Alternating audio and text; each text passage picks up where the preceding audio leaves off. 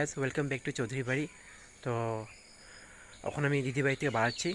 এখন 6:15 হচ্ছে। একটু পরে বার হয়ে যাবো, বাসে বেজে চলে যাবো।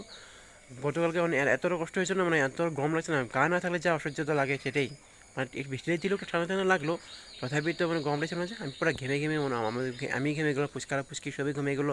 দিদিরও অসহ্য হচ্ছে। এদিকে দিদি 12টার কাছাকাছি 11:30টার সময় চলে গেলো পাশের বাড়িতে, যেহেতু পূজা চলছিল তো সেখানে পুজোদের জন্য চলে গেলো, কাকিমিনি চলে গেলো। তো এইভাবেই কাটালাম।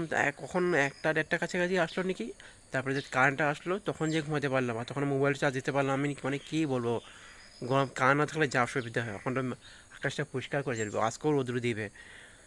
চল আমি রওনা দিই বাসের জন্য, রাস্তার ধারে আমি চলে যাচ্ছি। তো বেরিয়ে গেলাম, সবাই শুয়ে আছে, কাউকে ডাকিয়ে চুপচাপ মনে মনে চলে আসলাম, তালাটা খুলে নিলাম, খুলে চুপচাপ আমি চলে যাচ্ছি। সময় হয়ে যাচ্ছে না, আমাকে বাড়িতে তাড়াতাড়ি যেতে হবে। মানে এখন সকাল সকাল শুয়ে আছে না, মানে আশেপাশে ওদিকে মানুষ সব শুয়ে আছে, উঠাতে খারাপ লাগে। এই জন্য আমি চলে যাচ্ছি চুপচাপ মনে মনে। উঠেও সবাই বলবে বাহ চলে গেলো। দুর্গাবিটা এখানে মণ্ডপটা আছে, স্কুলটাও আছে, প্রাইমারি স্কুল।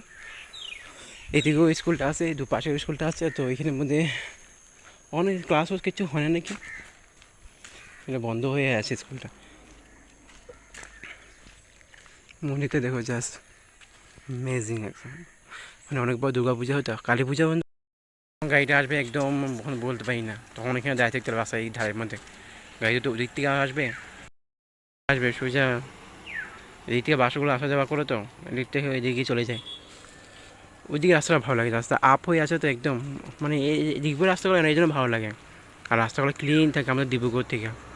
আইওসি রাস্তা অনেকগুলো ভালো, আইওসি দিকে তো আরও অনেক কিছু ভালো লাগে। শতাংশ দেখাতে পারিনি যেহেতু গত রাতে ছিল, সেই জন্য। কুকুর এদিকে আমি দাঁড়িয়েছি, এদিকে দুটা কুকুর দাঁড়িয়েছে, ওই দিকে কুকুরগুলো দেখছে। কখনো বাসটা আসেনি, কখনো আসবে আর ওয়েট করি, অপেক্ষা করতে তো হবেই। এখানে দুর্গা পুজোতে হয় না অনেকটা ভালো। আমি থাকি না পূজাতে, বলতে পারি না কোন দিকে কীভাবে সাজানো হয়। খালি মণ্ডপটা দেখলাম যে মণ্ডপটা সাজানো হয়, ভালোই লাগছে রাস্তাটা। ফাইনালি বাসটা পেলাম, উঠে গেলাম, বসে আছি, সোজা যাবো বাড়িতে। অনেকক্ষণ ওয়েট করলাম, মানে কি বলবো আর।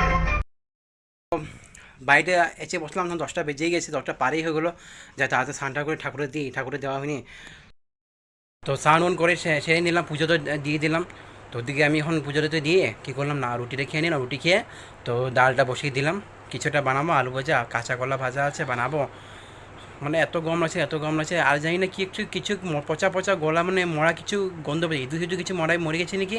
তো আমি একটু ফিনাইল ছিটিয়ে দিলাম ওই জানলার ওই পাশ থেকে, জানি না এখন ওইদিকে যাওয়া জীবন জল হয়ে গেলো। গতকালকে রাতে বৃষ্টি দিলো, আমি এখন দেখলাম প্রায় বৃষ্টি জল হয়ে গেলো। জল মানে ওরকম সেরকম আছে, বা ওরকম মোটামুটি জল আছে। জন্মাষ্টমী ভালো জলে দিল, এমন সময় গরম দিল না, মানে বলে সহ্য হয়েছে না।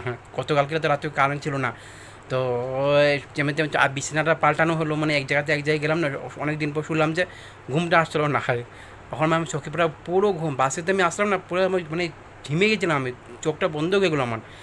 যেমন তেমন করে আমি আসলাম আরাম, স্নানটা করলাম, একটু মানে রেস্ট হলাম। তার মধ্যে গলাটা নাকটা এমন জ্বালাপড়া করছে, মানে অপেক্ষা হসপিটাল গিয়েছিলাম যে, তো সেখানে এসির মধ্যে থাকলাম যে অনেকক্ষণ, মানে আমার নাক থেকে গলা পর্যন্ত পুরো জ্বালাপড়া করছিলো। আমার গতকালকে যেমন তেমন খাওয়া দাওয়া করলাম, জল খাচ্ছিলাম, জল এবার যে এদিকে পিপাসা পেয়েছিল, কিন্তু জল খেতে পারছে না, এমন একটা গলা জ্বালাপড়া করছিল। এখনও জ্বালাপড়া একটু কম আছে, মানে করছে, এখনও করছে। মানে ভালো লাগে না, একটু গরম, তার মানে আমার নাকটা জ্বলছে, নাক আর গলা এমন জ্বলছে। কাশিটা হবে, মানে সর্দিটা হবে, এখন সর্দিটা হয়নি। যদি রান্নাটা করি, এটা 12:30 বাজে, মানে কি বলবো, মানে গরম, মানে প্রচণ্ড গরম দিল। বৃষ্টির পর যে গরমটা লাগে, সেই গরমটা লাগছে। দিদি এখানে গেলাম তো দেখি কারেন্টই ছিল না, ওখানে বৃষ্টি যাবো, ওখানে বৃষ্টি ঝড় টেপন হলে বাস কারেন্টে কেটে দেয়। বাস রাত্রে কটার সময়, বা 1টার কাছাকাছি কারেন্টটা তো আসলো। 1:30টার কাছাকাছি, হ্যাঁ 1:30টার কাছাকাছি আসলো।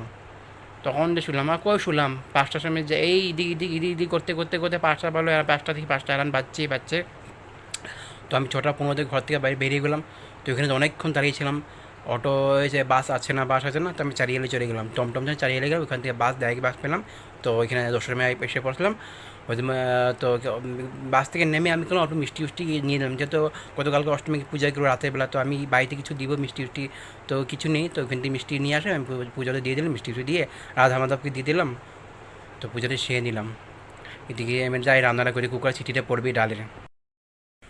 খাওয়া দাওয়া করে উঠে বসে আছি বারান্দায়, অনেকটা গরম লাগছে তো, মানে আমার শরীরটা ভালো না। কালকে তো হসপিটালে গিয়ে আমার অবস্থা খারাপ, এসি আর বাতাস খেয়ে।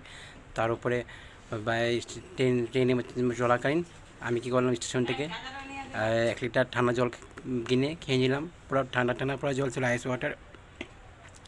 খেয়ে মানে আমার অবস্থা গলা নাক পুরো জ্বালাপোলা করছে।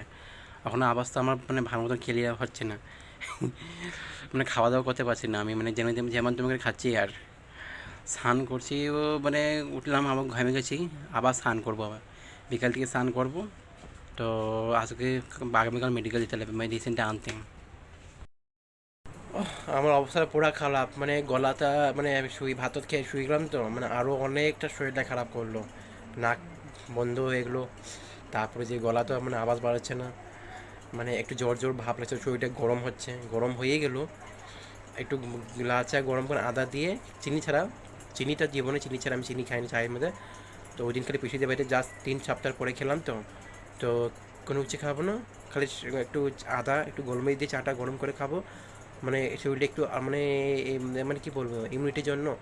নাহলে অনেকটাই খারাপ লাগছে, মানে আমার পড়ালেখা আছে তো ওগুলো সব অ্যাবসেন্ট হয়ে যাবে। কী বলবো, মানে সত্যি ঠান্ডা লেগে গেলো, মানে আমার ঠান্ডাটা অনেক লাগে। আর ওয়েদার তো এত প্রচণ্ড গরম, হঠাৎ সকালে বৃষ্টি দেয়, মানে কী বলবো, ওই বৃষ্টি গরম এরকম করে করে অবস্থা খারাপ হয়ে যায়। আর মানে পরশু কাল মানে কালকে তো গেলাম তো হসপিটালে গিয়ে তো অবস্থা খারাপ। তারপরে যে স্টেশন থেকে যে বললাম যে স্টেশন, ওখান থেকে আমি জল খেলাম, পুরো আইস জল। তো সেগুলো তো বাস আমার পুরো রিয়েকশন দিয়ে দিল। হয় কোনো ব্যাপার না, সর্দি কাশি সর্দি জ্বর একটু হওয়া ভালো কথা শরীরের জন্য। ভিতর দিয়ে যত জাম আছে শরীর সব বার হয়ে যাবে। যদি জ্বরটা হচ্ছে ভালো কথা, কোনো ব্যাপার না। আমি একটু চাটা গরম করে খেয়ে সন্ধ্যাবতী দিয়ে দিল মা, ওইদিকে বা বসে টিভি দেখছি, একটু চা বানাবে। তো বলে দিয়ে মাকে বলে দিলাম আমি একটু আমার লাল চা বানিয়ে দিতে, আদা দিয়ে চিনি ছাড়া। ওটা চাটা খেয়ে একটু পড়তে দেখে যদি মানে মুখ দিয়ে আওয়াজ পাচ্ছে না, আজকে হবে না পড়াটা, আগামীকাল লেখাটা নোটসগুলো আছে ও লিখে নেবো, আর পড়াটা আমি আগামীকাল করবো। এখন মানে আসে মুখে দিয়ে আওয়াজে পারছে না আমার। মা চা খাচ্ছে, নিজের চা, এদিকে টিভি। তো 6:40 হয়েই গেল গো। আমার জন্য লাল চা বানিয়ে দিল।